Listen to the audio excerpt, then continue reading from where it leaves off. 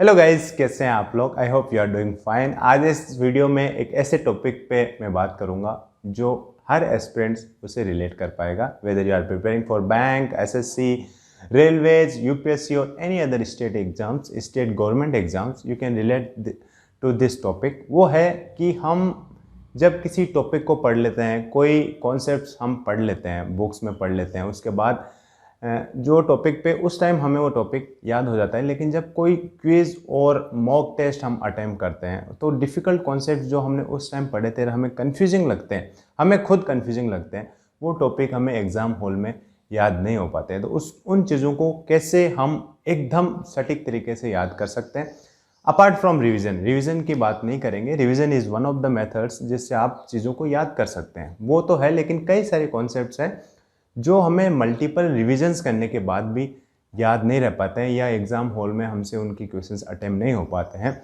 तो उन चीज़ों को आप ज़्यादा टाइम तक कैसे रिटेन कर पाओ, वो इस वीडियो में डिस्कस करेंगे। और इस मेथड को मैं हमेशा से फॉलो करता आया हूँ। मैं कॉलेज में भी ये मेथड फॉलो करता था और 100% अच्छे रिजल्ट्स ये देता है। और जब मैं इस वीडियो में ये चीज़ बताऊंगा तो आप में से कई लोग रियलाइज़ करेंगे कि आपने जब जब ये मेथड फॉलो किया है आपको भी बहुत अच्छे रिजल्ट्स इसमें मिले हैं। शुरू करने से पहले there is a big announcement by Unacademy. Unacademy is bringing SSC plus bank combo batch which you can join with the heavy discounts. और एसएससी और बैंक के कॉम्बो बैच अब इसलिए प्रिवेलेंट है, इसलिए ज़्यादा जोर दिया जा रहा है उन पर, क्योंकि in coming days there will be CET exam, जिसमें जो पैटर्न होगा that will be mix of SSC and bank. आप अनअकैडमी ज्वाइन कर सकते हैं, वन स्टॉप सॉल्यूशन है, आप घर बैठे पढ़ाई कर सकते हैं। बहुत ही टॉप एजुकेटर्स इंडिया के यहाँ पे पढ़ाते हैं, जो आपको live quizzes, live doubt session, solving doubt sessions होते हैं। उसके बाद आपको स्टडी मटेरियल प्रोवाइड करा जाता है पीडीएफ में, आप वो ज्वाइन कर सकते हैं। अब जब आप अनअकैडमी ज्वाइन करें तो आप मेरा coupon code mister totals use करेंगे तो आपको जो प्राइस है, जो सब्सक्रिप्शन फीस है, उसमें 10% का डिस्काउंट मिलेगा। अब शुरू करते हैं। Let's talk about that effective method, और उसको समझाने के लिए मैं आपको कुछ एग्जांपल लेके बताता हूँ। Let's talk about freedom struggle, नहीं उसके अलावा कॉन्स्टिट्यूएंट असेंबली का एग्जांपल लेता हूँ। जो कॉन्स्टिट्यूशन ऑफ इंडिया है उसका जो मेकिंग है वो एक सीक्वेंस ऑफ इवेंट्स है। जैसे 1934 में या 35 के आसपास इसकी डिमांड उठी फर्स्ट टाइम, और अंग्रेज़ों ने इसको 1940 में ऑफ़र को एक्सेप्ट किया, जिसे हम अगस्त ऑफ़र कहते हैं, कि हाँ ठीक है, आपके लिए संविधान सभा हम बना देंगे, कॉन्स्टिट्यूएंट असेंबली हम बना देंगे, जिसका 1946 में गठन हुआ। कॉन्स्टिट्यूएंट असेंबली का गठन 1946 में हुआ। उनके मीटिंग्स स्टार्ट हुई, ऑब्जेक्टिव रेजोल्यूशंस पास हुए, क्या मोटो है कॉन्स्टिट्यूएंट असेंबली का वो पास हुआ। उसके बाद इसको अडॉप्ट किया गया। 26 नवंबर 1949 को हमारा कॉन्स्टिट्यूशन अडॉप्ट हुआ था, और इनेक्ट हुआ था 26 जनवरी 1950 को इसका कमेंसमेंट हुआ। तो ये सीक्वेंस ऑफ इवेंट्स है। ऐसे ही फ्रीडम स्ट्रगल की आप बात करोगे तो there are lot of sequence of events, एक के बाद एक हुए, they are correlated to each other. और वैसे ही हम मैथ्स के बारे में बात करें तो काफ़ी सारे डेरिवेशंस और काफ़ी सारे कॉन्सेप्ट ऐसे हैं जो हम खुद पढ़ते हैं ना, उनको तो उस टाइम हमें समझ आ जाती है चीज़ कि हाँ ठीक है, ये मुझे समझ आ गया। But when we attempt questions और कोई क्विज या मॉक टेस्ट देते हैं तो उस टाइम उन चीज़ों में कन्फ्यूजन होते हैं। तो जो मेथड मैं आपको बता रहा हूँ वो ये है कि आपको कोई भी टॉपिक लगता है कि थोड़ा लेंदी है, या आप उसे किसी मेथड से आप याद करना चाह रहे हो, या आपको याद नहीं हो रहा है, तो what you need to do, you need to follow two things.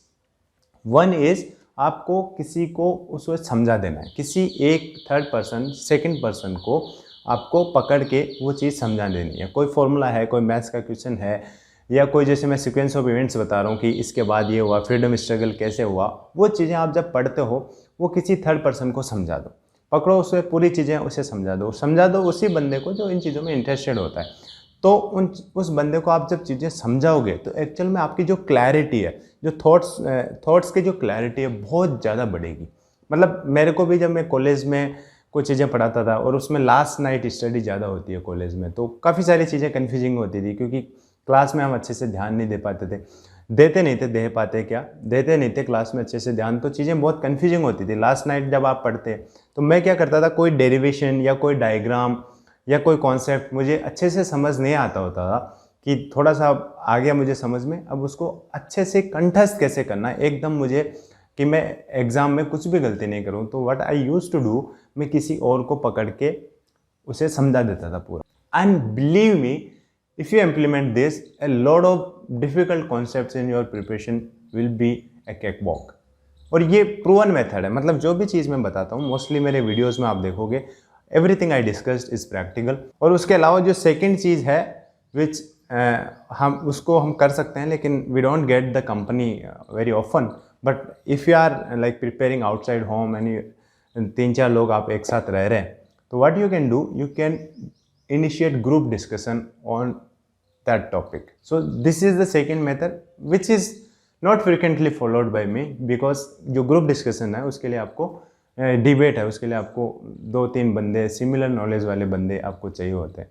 But वो जो फर्स्ट मेथड जो मैंने बताया कि आप किसी को पकड़ के आप समझा दो वो चीज़ें, तो वो 100% वर्क करेगी, 100% आपके कॉन्सेप्ट क्लियर कर देगी। कोई भी मैथ्स का फॉर्मूला है, डेरिवेशंस है या कुछ ऐसा क्वेश्चन है जिसका मेथड आपको थोड़ा सा कंफ्यूजिंग लगता है, तो एग्जैक्ट क्वेश्चन आप किसी को समझा दो, बट मेक श्योर कि जिसको भी आप समझा रहे हो वो उस फील्ड का बंदा हो, वो प्रिपरेशन कर रहा हो, उसके लिए वो चीज़ इंपॉर्टेंट हो। वो आपसे जूनियर हो सकता है, आपसे सीनियर हो सकता है, दैट डजेंट मैटर, बट आप उसको समझा दो और ये मेथड आपको बहुत ज़्यादा हेल्प करेगा।